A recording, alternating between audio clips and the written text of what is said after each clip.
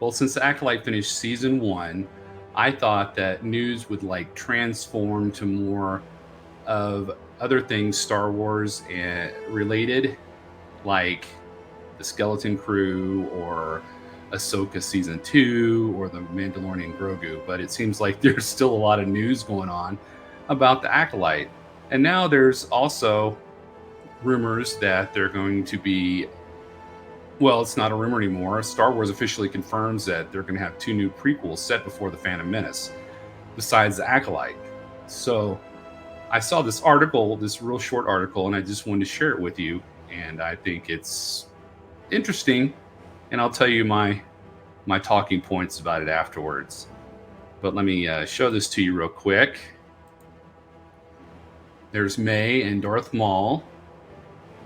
And it says Star Wars officially confirms two new prequels set before The Phantom Menace.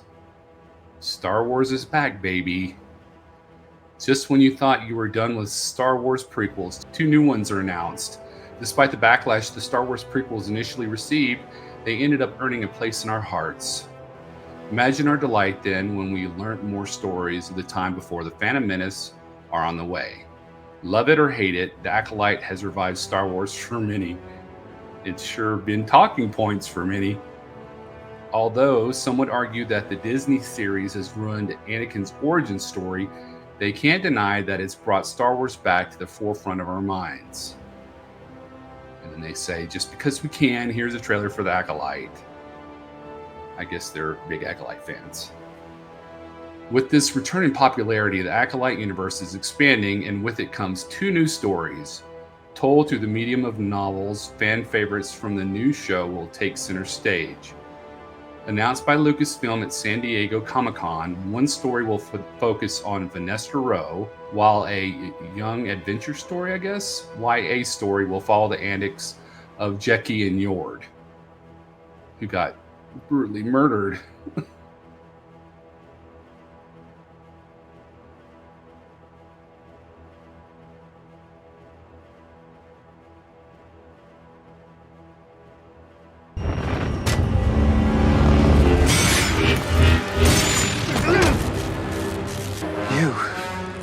Surprise.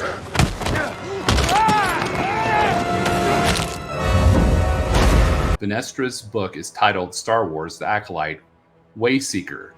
Upon its pages, it'll explore her life 20 years prior to the events of The Acolyte.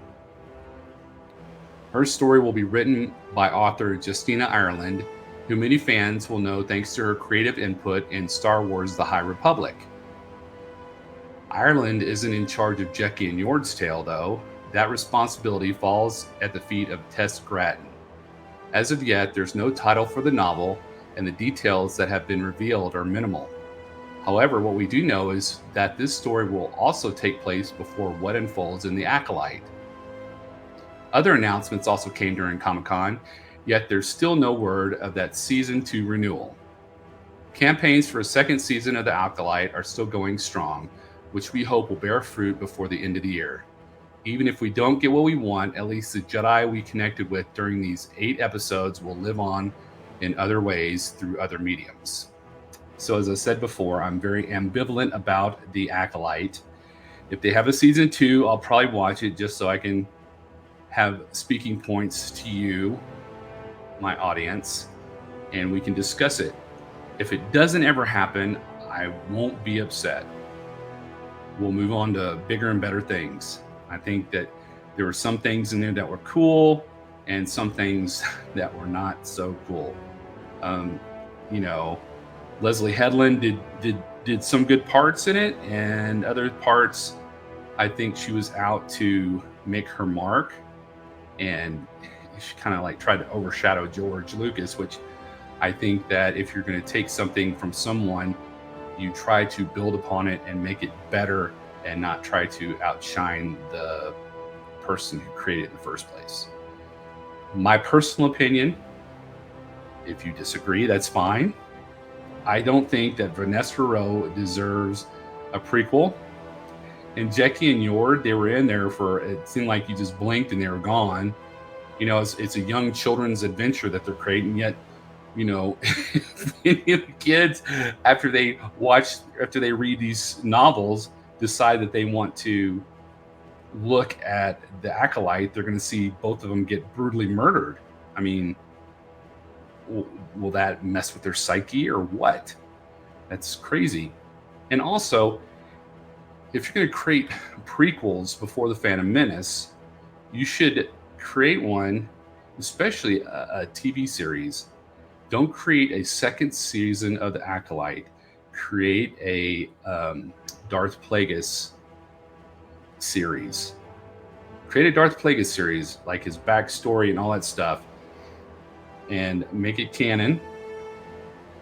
And it will be a wonderful thing. I bet you would Disney would pull so many people in to see this show. The Darth Plagueis? Are you kidding? Everybody's been wanting to see Darth Plagueis. I mean, there were so many rumors about, you know, in the Phantom Menace that the reason you didn't see Chancellor Palpatine during the very end was because he was actually murdering Darth Plagueis. And then, you know, we get that little creepy cave vibe at the end of the Acolyte. I mean, that's Darth Plagueis, you know?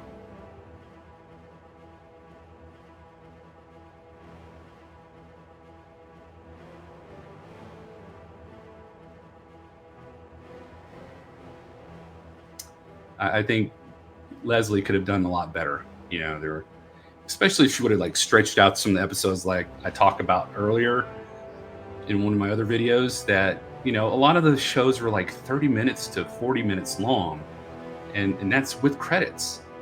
You could have like stretched those episodes out, and you could have like filled it with so much more stuff. It would have been, I think it would have fleshed it out and made it so much better, and you probably have a lot less people upset. You could have probably done things slightly tweaked it a little different, and in my opinion, made it a little bit better. But that's what I wanted to show you today. And if you like this and you like my videos, please subscribe. I really appreciate it. And also check out this video. I think you'll like it. May the Force be with you always.